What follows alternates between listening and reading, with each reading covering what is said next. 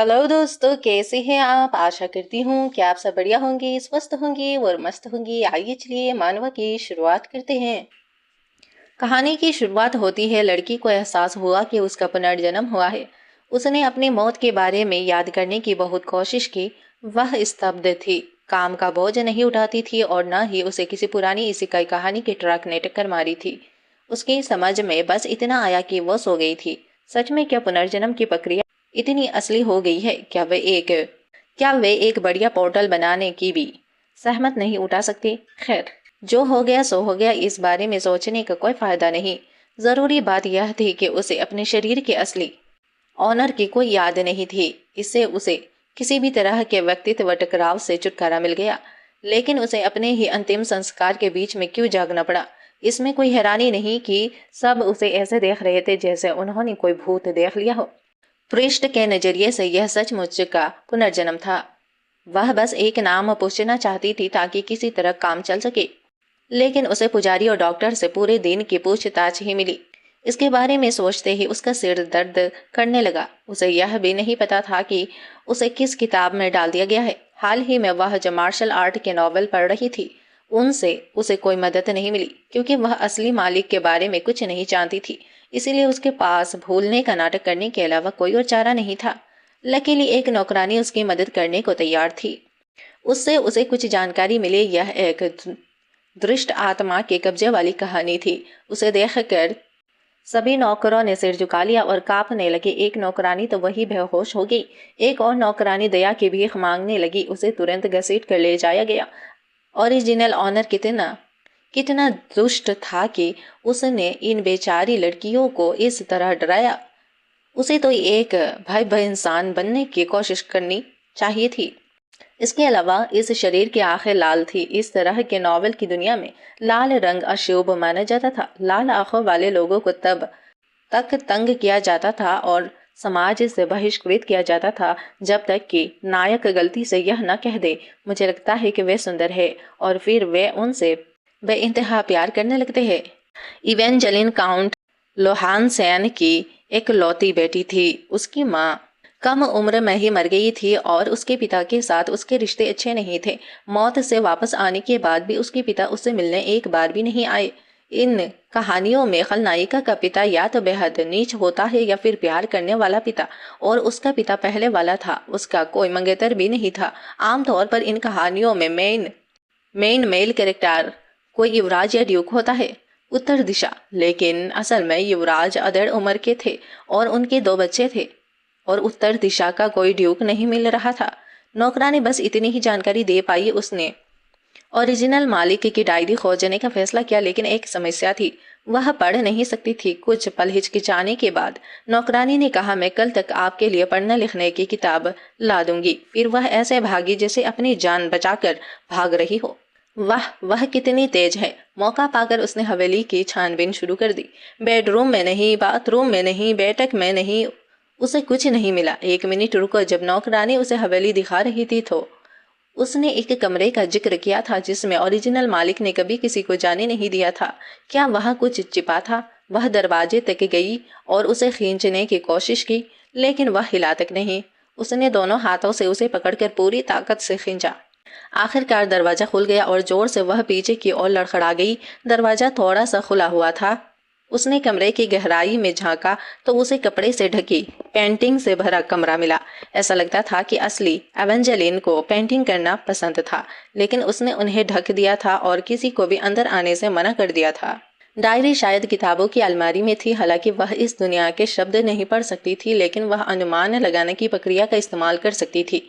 किताब जिसका शीर्षक बहुत सटीक हो उसे खारिज कर दिया गया। कोई भी किताब जो शब्दकोश जितनी मोटी हो उसे खारिज कर दिया गया। कोई भी किताब जिस पर साफ सुथरे अक्षरों में लिखा हो उसे खारिज कर दिया गया। तभी उसे स्याही का धब्बा लगी एक किताब मिली। उसका आवरण थोड़ा डरावना काला था। यह किसी विलन के स्वाद के बिल्कुल मेल नहीं खाता था। जैसे ही उसने पन्ने पलटे, कागज का एक टुकड़ा गिर गया। यह ज्यामिति आकृतियों वाला एक वृत्त था। यह 100% एक समानिंग सर्कल था, एक डायरी में छिपा हुआ समानिंग सर्कल। उसने एक्साइटेड होकर सोचा, यह नॉवेल थोड़ा पुराने जमाने का होगा। आजकल कोई भी राक्षसों के साथ कॉन्ट्रैक्ट नहीं करता। बिना ज्यादा सोचे समझे उसने एक बनाने का फैसला किया। रंग मौजूद थे, ब्रश भी काफी थे, लेकिन इस तरह की चीजें उंगली से बनाने में ज्यादा अच्छी लगती थी। मुझे परवाह नहीं कि तुम एल्फ हो या ड्रैगन, कोई तो आओ और मुझे से कॉन्ट्रैक्ट करो। एक दिन पहले काउंट लोहान सैन की एकलौती बेटी एवेंजलिन की मौत हो गई। आधिकारिक कहानी थी यह थी कि उसकी मौत एक बीमारी से हुई थी। बीमारी तो थी, लेकिन काउंट के महल उसके पीले पैरों को हवा में लहराते चेरी के फूलों के ऊपर लटकते देख रहे थे। चेरी के फूल इतने चमकीले और लाल थे, ऐसा लग रहा था मान उनकी मीठी खुशबू अभी भी हवा में बसी हो। शायद ऐसा इसलिए था क्योंकि उसके ताबूत में पारंपरिक सफेद लिली के बजाय चेरी के फूल भरे गए थे। एक नॉवेल इंसान का अंतिम संस्कार लग्जरी और शानदार होना चाहिए था, लेकिन एवेंजलिन का अंतिम संस्कार अजीब तरह से सादा लग रहा था, जो किसी काउंट की बेटी के लिए बिल्कुल भी सही नहीं था। परिवार ने संक्रामक बीमारी का बहाना बनाकर दूसरे नॉवेल से शौक संवेदनाएं स्वीकार करने से इनकार कर दिया। बस घर के नौकर और कुछ शूरवीर ही उपस्थित थे। शायद कम भीड़ के कारण या शायद इसीलिए कि कोई भी मृतक के लिए रो नहीं रहा था। कमरे में एक अजीब सा सन्नाटा पसरा हुआ था। एकमात्र आवाज प्रीस्ट के सीरियस मंत्र उच्चार की थी, लेकिन हॉल के सन्नाटे में अचानक एक कर्कश आवाज गूंज उठी। प्रीस्ट, जो अपनी गरिमा को बहुत महत्व देता था, उसने चेतावनी के रूप में गला साफ किया और प्रे जारी रखने की कोशिश की, लेकिन शोर बढ़ता ही गया। घास की सरसराहट, हड्डियों से टकराती वस्तुओं की खड़खड़ाहट, लड़की की चरमराहट, छोटी छोटी आवाजें एक के ऊपर एक जमा होती गई। आखिरकार जब भीड़ फुसफुसाने लगी तो प्रीस्ट का हिम्मत टूट गया। उसने अपनी प्रे रोक दी और अपनी आंखें खोली, और तभी उसने गड़बड़ी का स्रोत देखा। चांदनी जैसे सफेद बाल झरने की तरह बह रहे थे। उनकी बनावट रेशम की तरह मुलायम नहीं थी, बल्कि मकड़ी के जाले से बुने हुए धागों जैसी थी। उसकी पलकें फड़फड़ाई, और जैसे ही उसकी पलकें खुली, उनमें चमकीली लाल पुतलियां दिखाई दी। यह रंग किसी खनिज डायमंड जैसा नहीं था, बल्कि किसी जिंदा प्राणी के धड़कते दिल जैसा था। उन रक्त ज्वालित कर देने वाली लाल आंखों के अलावा वह पूरी तरह से सफेद थी। प्रीस्ट ने मन ही मन अपने ईश्वर को पुकारा, प्रे की, लेकिन कोई फायदा नहीं हुआ। पुनर्जीवित शव हिलने लगा। अपनी उंगलियों से शुरुआत करते हुए उसने उन्हें मुट्ठी में कस लिया। उसने पलकें झपकाई और अपना सिर घुमाया, मानो कोई अमानवीय शक्ति इस अपरिचित शरीर के अंदर बस रही हो। वह झट से उठकर बैठ गई, अपना सिर झुकाते हुए। उसके लंबे चांदनी जैसे सफेद बाल झरने की तरह नीचे गिर रहे थे। उसकी लाल आंखें चारों ओर घूम रही थी। मेरा नाम क्या है? शब्द जो किसी मरे हुए इंसान के होठों से निकले थे, सन्नाटे में डूब गए। पूरा हॉल सन्नाटे में डूब गया। सन्नाटा छा गया। किसी ने जवाब देने की हिम्मत नहीं की। एवेंजलिन, लोहानसैन के शरीर पर कब्जा करने वाला प्राणी, अपने नए शरीर में पूरी तरह ढल जाने के बाद आखिरकार खुशी से मुस्कुराया। नौकरानी डेजी ने अपने डर को काबू में किया और उस राक्षस की देखभाल करने की जिम्मेदारी ले ली, लेकिन उसका असली मकसद काउंट को रिपोर्ट देना था।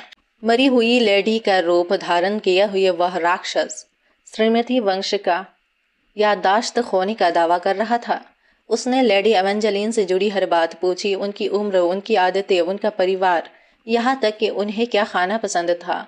उसने सुना था कि लेडी एवेंजलिन रोज सुबह 8 बजे टहलने जाती थी, और उसने उनके कपड़े भी पहनने शुरू कर दिए। वह लेडी एवेंजलिन बनना चाहता था, लेकिन उसकी नकल पूरी तरह गलत थी। नौकरानियों के बेहोश हो जाने या उनकी मदद के लिए की गई डरावनी गुहार सुनने पर भी उसे कोई परवाह नहीं थी।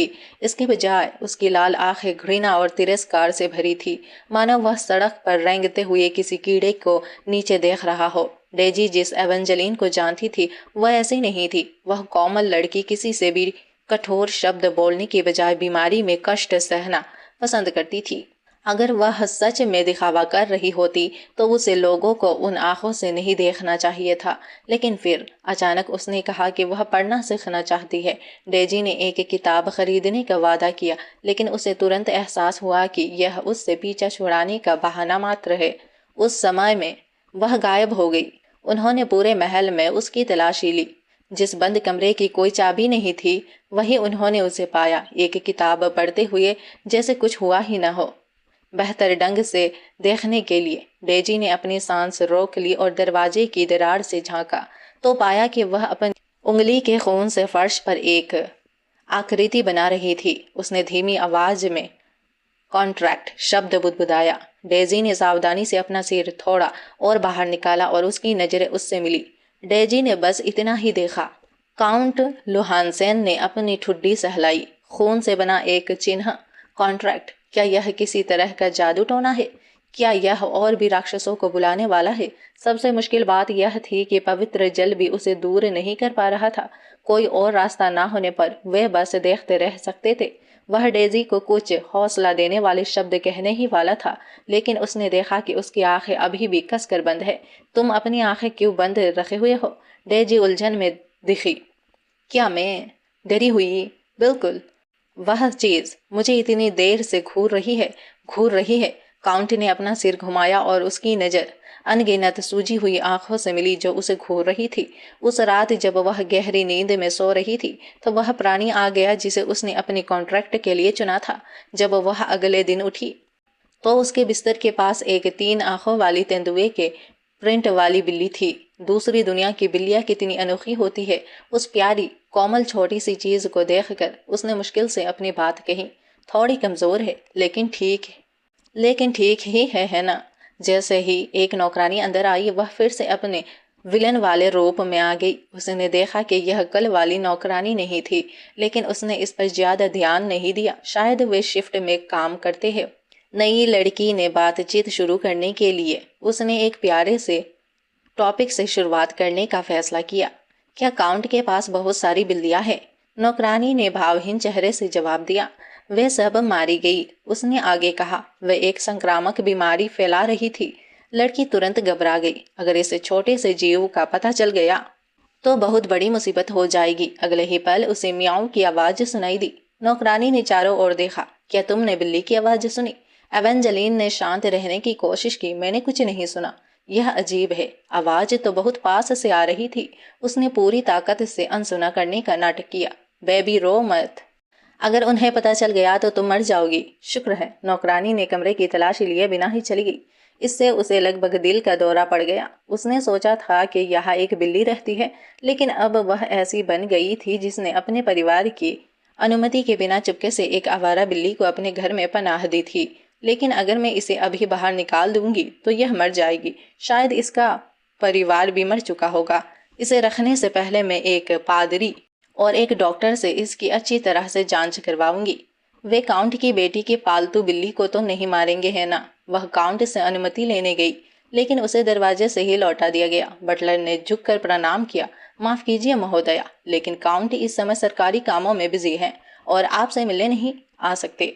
अगर आप कोई मैसेज देना चाहे तो मुझे खुशी होगी। एवेंजलीन ने जल्दी से उनके कंधे पर हाथ रखकर उन्हें खड़े होने का इशारा किया। आखिरकार उस पुराने मालिक का क्या रवैया था कि उसने एक बूढ़े आदमी को पूरे 90 डिग्री झुकने पर मजबूर कर दिया।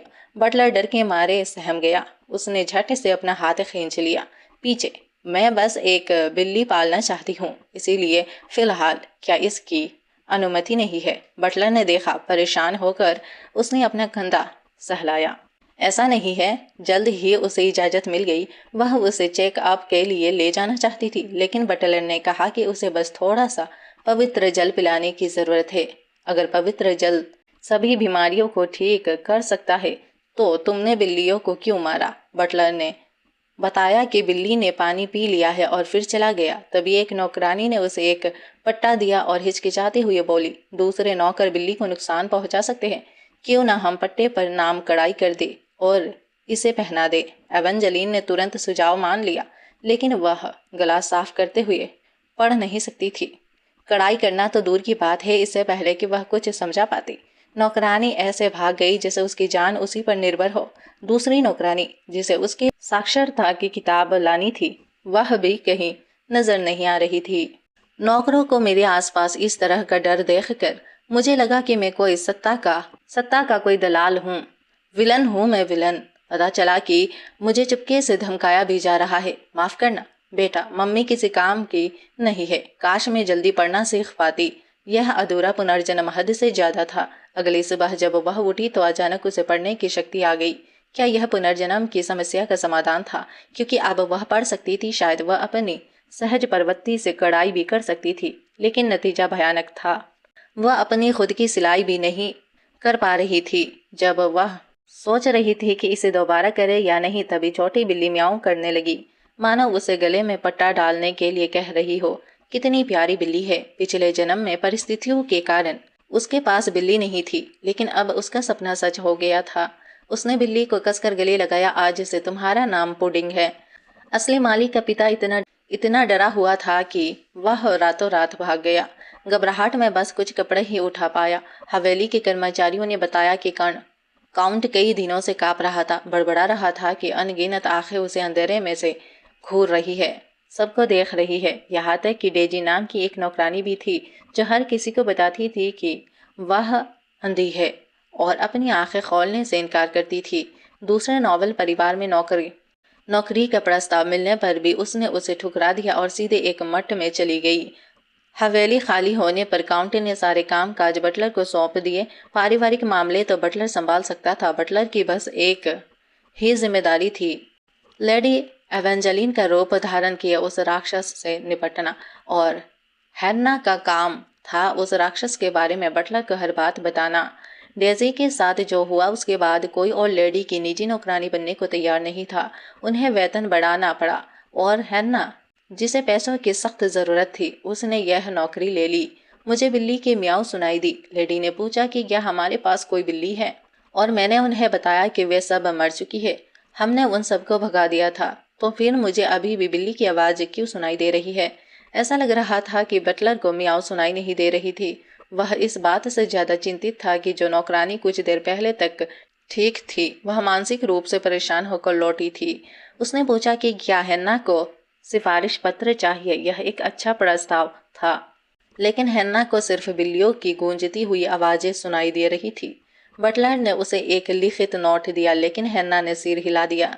वह काम करती रहेगी। वह उसकी बात सुन नहीं पा रही थी, लेकिन उसके होठ पढ़कर समझ गई। हैन्ना की एक छोटी बहन थी और अपनी छोटी बहन की खातिर उसे यह नौकरी करनी ही थी। इसीलिए काउंट के आदेश पर बटलर ने हैन्ना से बिल्ली को पवित्र जल पिलाने को कहा था, ताकि पता चल सके कि वह भी कोई राक्षस है या नहीं। हैन्ना चौंक गई। अगर उसके पास वह पवित्र जल होता तो उसकी बहन ठीक हो सकती थी। इतनी कीमती चीज को एक बिल्ली पर बर्बाद करना, क्या तुम्हें यह चाहिए? आखिरकार एक इंसान की आवाज सुनकर हैन्ना ने चारों ओर देखा, लेकिन वह बस लेडी एवेंजेलिन की बिल्ली थी। क्या बिल्ली बोल रही है? अगर तुम्हें यह चाहिए तो यह तुम्हारी है। मैं तुम्हें बताता हूँ कि क्या करना है। बिल्ली ने अपनी तीसरी आंख खोली। एक राक्षस, यह एक राक्षस है। हैन्ना भागी। मुझे बटलर को बताना होगा, शायद मुझे इनाम मिल जाए। लेकिन वह रुक गई। बस इनाम पवित्र जल खरीदने के लिए काफी नहीं होगा। अपनी बहन के लिए वह लंबे समय से कुछ भी करने को तैयार थी।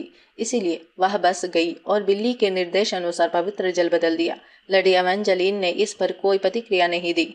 बस हैन्ना को ही पता था कि बिल्ली पर असली पवित्र जल का असर हुआ है, लेकिन उसने अनजान होने का नाटक किया और बिल्ली की बाकी मांगों को मान लिया। बिल्ली लोगों के सामने अपनी एक आंख बंद रखती थी, मानो वह एक सामान्य बिल्ली हो, शायद इसीलिए कि वह उसकी अच्छी सेवा कर रही थी। हैन्ना को अब उसकी म्याऊं सुनाई नहीं देती थी। तनख्वाह भी अच्छी थी। रहने सहने के खर्चों के बाद उसके पास काफी पैसे बच जाते थे। काम खत्म होने पर वह हमेशा बाजार से अपनी बहन के सारे पसंदीदा स्नैक्स खरीदती थी। पवित्र जल पीने के बाद उसकी बहन की सेहत में दिन प्रतिदिन सुधार हो जा रहा था। सपने जैसे पलों ने उन दिनों को भुला दिया था जो एक भयानक महिला की सेवा में डरावनी बिल्ली के साथ बिताए गए थे।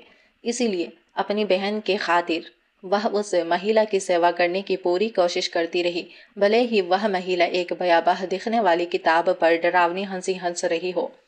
हालांकि माहौल बदल गया। एवेंजेलिन खुद पर बहुत गर्व महसूस कर रही थी। अब वह एक महाशक्तिशाली पुनर्जन्म लेने वाली थी जो पढ़ सकती थी। क्योंकि वह पढ़ सकती थी, इसीलिए अब समय आ गया था कि वह ओरिजिनल मालिक की डायरी पढ़े और कोई मंत्र ढूंढे। वह किसी एल्फ या ड्रैगन या किसी और को बुला सकती थी और ऐशो आराम की जिंदगी जी सकती थी। लेकिन पन्ने पलटते ही उसे एहसास हुआ कि यह एवेंजेलिन की माँ की डायरी थी। 20 साल पहले काउंट लोहान सेन ने उसे शादी का प्रस्ताव दिया था, लेकिन उसके पिता ने यह कहकर मना कर दिया था कि वह बस ड्यूक परिवार की संपत्ति के पीछे पड़ा है। उसने अपने परिवार की बात नहीं मानी और उससे शादी कर ली और उन्होंने उसे त्याग दिया। लेकिन 1 साल बाद उसे पछतावा हुआ। उसे अपने पिता की बात मान लेनी चाहिए थी। जैसे ही वह समन मंत्र तक पहुंची, उसका ट्रांसलेशन मैच गड़बड़ा गया और बीच में ही रुक गया। उसे बस इतना समझ आया कि धरती को अपवित्र करो और अपने हाथों से बनो, और कुछ कांटों और अंगूरों के बारे में लिखा था। इसका मतलब क्या था? क्या यह कोई पहेली थी? उसका सिर दुखने लगा। उसने पेज के अपडेट होने का इंतजार करने का फैसला किया। आखिर कागज अपने आप कहीं चला तो नहीं जाएगा। अगले दिन वह गायब हो गया। जो कागज उसने डेस्क पर छोड़ा था वह गायब हो गया था। डायरी तो वही थी, लेकिन उसका पन्ना गायब था। उसने पूरी कमरे की तलाशी ली, लेकिन वह नहीं मिली। हैन्ना, कल हमारे कमरे में कौन आया था? उसने एक पल सोचा। जरूर डॉनी ही होगा। अब याद आया, उसने उसे आज नहीं देखा था। वह आदमी कहाँ है? उसकी हिम्मत कैसे हुई मेरा सामान चुराने की? उसकी गर्दन। इसे बीच दोनों अपने खून से जमीन पर एक निशान बना रहा था। अब उसे बस सूरज ढलने का इंतजार करना था और फिर उस लड़की की जान की बलि देकर वह एक राक्षस को बुलाएगा। उसे लगा कि वह झुग्गी झोपड़ियों में गहराई में छिपा हुआ सुरक्षित है, जब तक कि एवेंजलीन ने उसके दरवाजे को लात मारकर उसके कब्जे से उखाड़ नहीं दिया। कुछ घंटे पहले उस आदमी ने बलि के लिए सब कुछ तैयार कर लिया था, जिसमें फर्श पर बंधी हुई लड़की भी शामिल थी। दोनों बैंड के सामने रुका और घुटनों के बल बैठ गया। आपको इंतजार कराने के लिए माफ कीजिए, बलिदान का समय आ गया है। एक आम इंसान को यह बच्चों का ख्याल लग सकता है, लेकिन काउंट के लिए काम करने वाले दोनों ने तुरंत ही जादू का असली मतलब समझ लिया। पुनर्जीवित एवेंजलिन लोहानसेन। अगर यह किसी दानव का काम नहीं था तो और क्या हो सकता था? उसके बेवकूफ सहकर्मी बस यही बकवास करते रहे कि वह किसी प्रेत बाधित है। बेकार की बातें। असली बात यह पता लगाना था कि दानव को किसने बुलाया था। सिर्फ डॉनो ने ही इसका पता लगाया था। एवेंजलीन लोहानसेन की मां ड्यूक होसाकवैन के घराने से थी।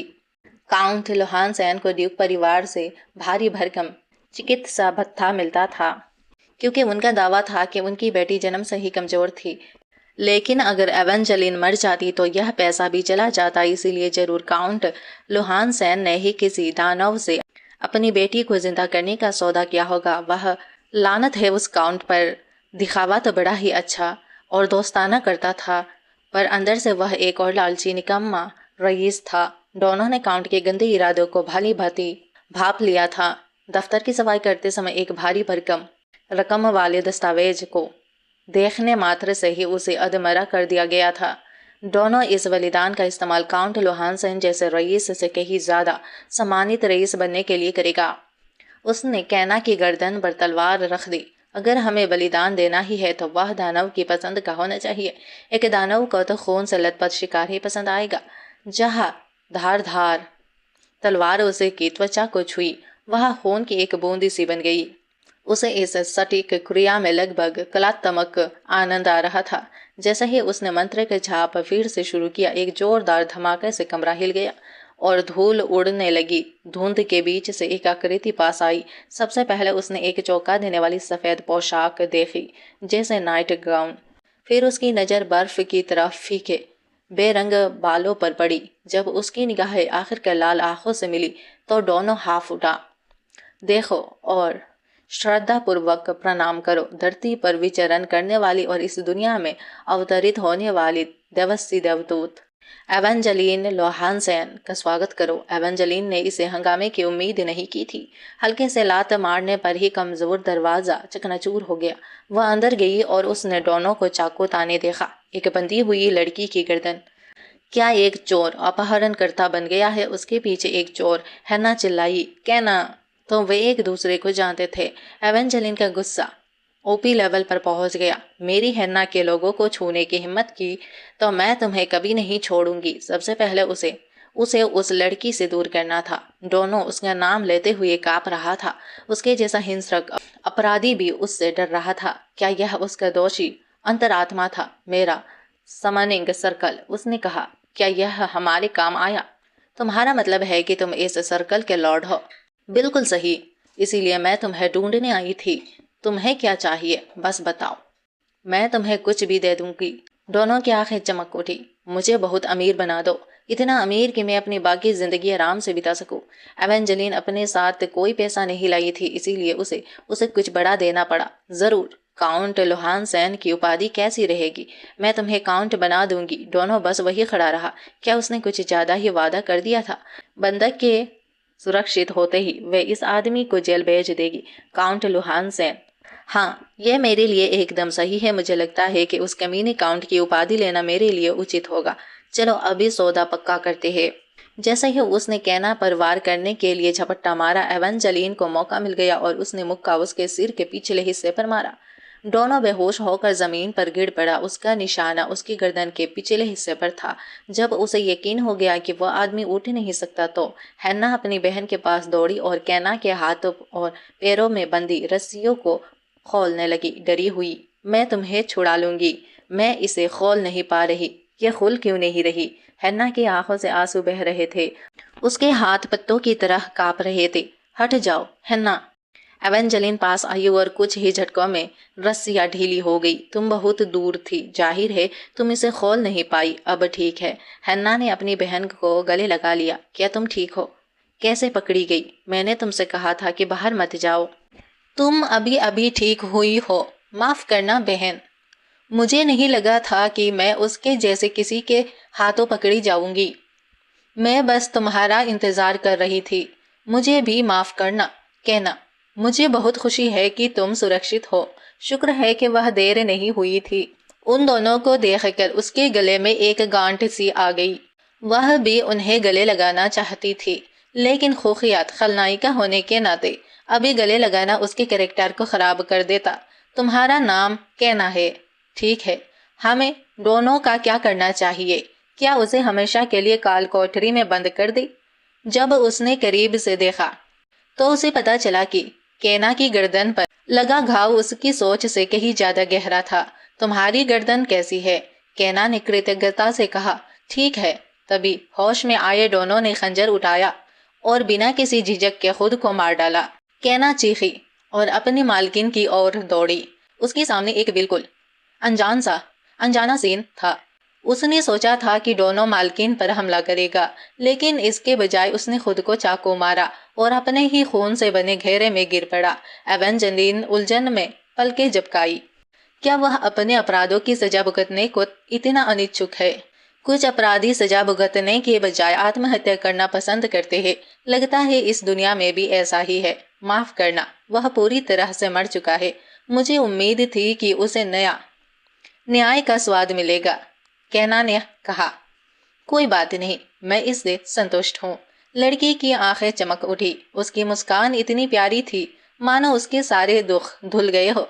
मुझे बचाने के लिए शुक्रिया। एवेंजेलिन को गर्व महसूस हुआ। किसी को बचाना वाकई मायने रखता है।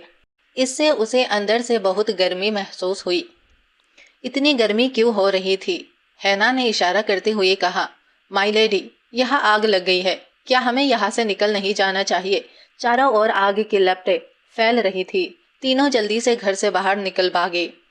क्या दोनों ने किसी अग्निदेव को बुलाया था? धिक्कार है। फर्श पर आह्वान गहरा बनाते समय मेरी उंगली में लकड़ी का टुकड़ा चुभ गया और मैं मंत्र भी नहीं पढ़ पाई।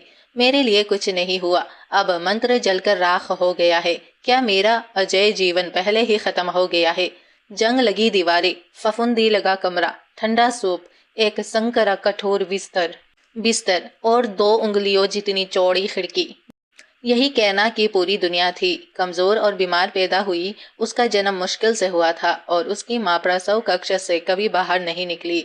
उसके पिता ने उसके चिकित्सा बिलों का भुगतान करने के लिए दिन रात काम किया और अब यह बोझ उसकी बहन हैना पर आ गया। परिवार के 2 सदस्यों की जान लेने के बाद भी केना के स्वास्थ्य में कोई सुधार नहीं हुआ। अब वह अपने बिस्तर तक ही सीमित थी, जहां सांस लेना भी उसके लिए एक संघर्ष था। वह अपनी बहन से कह सकती थी कि कोई उम्मीद नहीं है कि उसे हार मान लेनी चाहिए, लेकिन वह जीना चाहती थी। वह इस नाजुक जिंदगी से चिपटी रहना चाहती थी। उसकी बहन इसे आशा कहती थी। कहना बाहर लोगों को देखो, मुझे विश्वास है कि एक दिन तुम भी मेरी तरह आजादी से घूम सकोगे। वह भी, मैं तुम्हारे लिए ऐसा करूंगी, इसीलिए हमें हार नहीं माननी चाहिए। जिस समय से वह उन शब्दों को सुनकर वह छोटी सी खिड़की कहना के लिए खास बन गई। उसके रोजमर्रा की जिंदगी में बस बाहर का नजारा ही बदलता था। कैना खुद को उस सीन का हिस्सा मानती थी, अपनी बहन की कही उम्मीद को थामे हुए। फिर एक दिन खिड़की पर एक नई तस्वीर लगाई गई और एक चमत्कार हुआ। अब से उसे बीमारी का सामना नहीं करना पड़ेगा। उसे जो पहली भावना महसूस हुई वह खुशी या प्रसन्नता नहीं बल्कि गुस्सा था। उसके पिता और बहन ने पानी की इस एक बोतल के लिए अपना जीवन बर्बाद कर दिया था। उसका यह गलत गुस्सा उस पर था जिसने उसे यह पानी दिया था, लेडी एवेंजेलिन पर। लेकिन फिर एक जोरदार धमाके के साथ दरवाजा चकनाचूर हो गया और देवदूत कहलाने योग्य वह शक्ति एक बार फिर उसके पास पहुंची। वह लेडी एवेंजेलिन लोहानसेन थी, वही जिसने उसकी बहन को पवित्र जल दिया था। जब एवेंजेलिन कैना को घूर रही थी तो दूसरी आंखें भी उसे घूर रही थी। दर्जनों आंखें उसके चारों ओर उमड़ पड़ी। क्या हमें उसे हमेशा के लिए कैद कर देना चाहिए? उस आदमी द्वारा बुलाई गई एवेंजेलिन अब कैना से उसकी राय पूछ रही थी। तुम्हारी गर्दन कैसी लग रही है? ठीक है। आदमी का शरीर चरमराने और हिलने लगा। उसने अपने ऊपर हावी अदृश्य दबाव का विरोध करने की कोशिश की, लेकिन उसका हाथ अंदर की ओर मोड़ने के लिए मजबूर हो गया।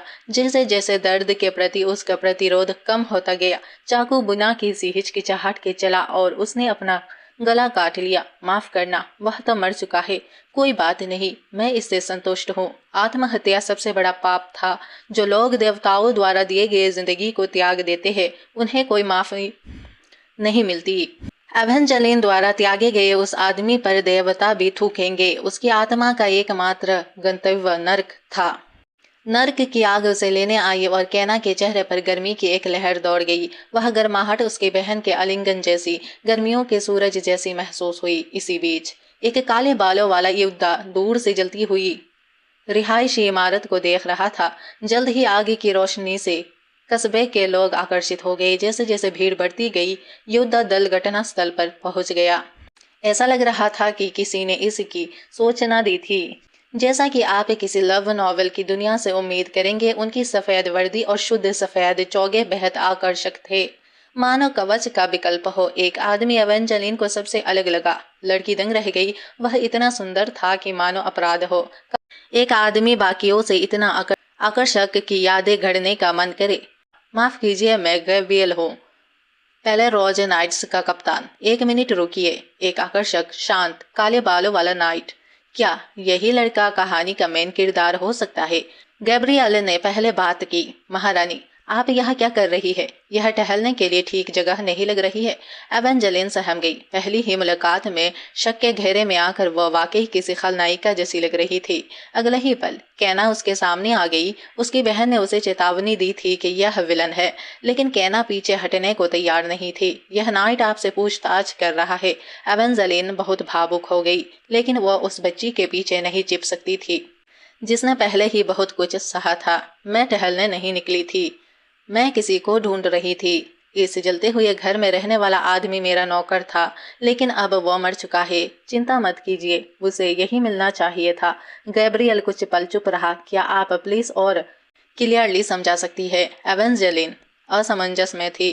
वह कहाँ से शुरू करे? क्या वह उस पर विश्वास करेगा अगर वह कहे कि डॉनो ने फायर सोल को बुलाया और फिर खुद को मार डाला? जब वह हिचकिचा रही थी, कैना आगे बढ़ी। मैं समझती हूँ, उस लेडी के नौकर ने मेरा किडनैप कर लिया था। मेरी बहन ने मदद मांगी और वह लेडी मुझे बचाने आई। मैंने उसे बाहर निकलते नहीं देखा, इसलिए मुझे लगता है कि वह मर गया है। घटनाओं का यह संस्करण स्पष्ट रूप से अधिक विश्वसनीय था और नायक कैना की बातों पर यकीन करता हुआ प्रतीत हुआ। वह मेरे मुकाबले उसके प्रति कहीं ज्यादा दयालु था। रुको, क्या ऐसा हो सकता है? एक पल में अनगिनत लव नॉवेल के पन्ने उसके दिमाग में कौंध गए। लाल बालों वाली लहराती हुई नायिका और काले बालों वाला नायक। हे भगवान, कैना ही नायिका है। अपहरण की घटना तो नायक के लिए नायिका को बचाने का सीन होना चाहिए था, और क्योंकि उसने दखल दिया, उसने उनकी पहली रोमांटिक मुलाकात को बर्बाद कर दिया। लेकिन भले ही वे सिर्फ किताब की कैरेक्टर ही क्यों न हो, वह चुप खड़ी नहीं रह सकती। क्या आपके कोई और सवाल है? लेडी बहुत थकी हुई है, इसीलिए हम चलते हैं। मुड़ते हुए वह बस एक ही बात कह सकी, अगर आपको कोई परेशानी हो तो उस गली को जरा भी मत बताना जहाँ वह सफेद गुड़िया गायब हुई थी। पहले तो उसे लगा कि भीड़ में कोई मूर्ति खड़ी है। उसे जरा भी अंदाजा नहीं था कि गैब्रियल उसे घूर रहा था। इतनी खूबसूरती से तराशी गई मूर्ति का जुग्गी बस्ती में होना नामुमकिन था। उसने इसे इंसान के रूप में इसलिए नहीं पहचाना था क्योंकि इसमें जीवन का कोई संकेत नहीं था। यह निर्जीव वस्तु अब लाल आंखों से उसे घूर रही थी और उसके माने के जैसे होठ इंसानी शब्द बोल रहे थे। यह सीन इतना विचित्र था कि गैब्रियल लगभग हैरान रह गया। उसने खुद को शांत रखने की कोशिश की और उस औरत से बात की।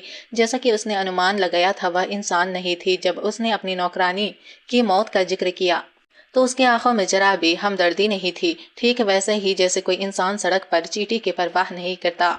लेकिन उसने कैना नाम की नौकरानी के लिए चिंता दिखाई। शायद इसी वजह से नौकरानी की हालत भी सामान्य नहीं थी, क्योंकि उसने इस अमानवीय प्राणी का ध्यान अपनी ओर खींच लिया था।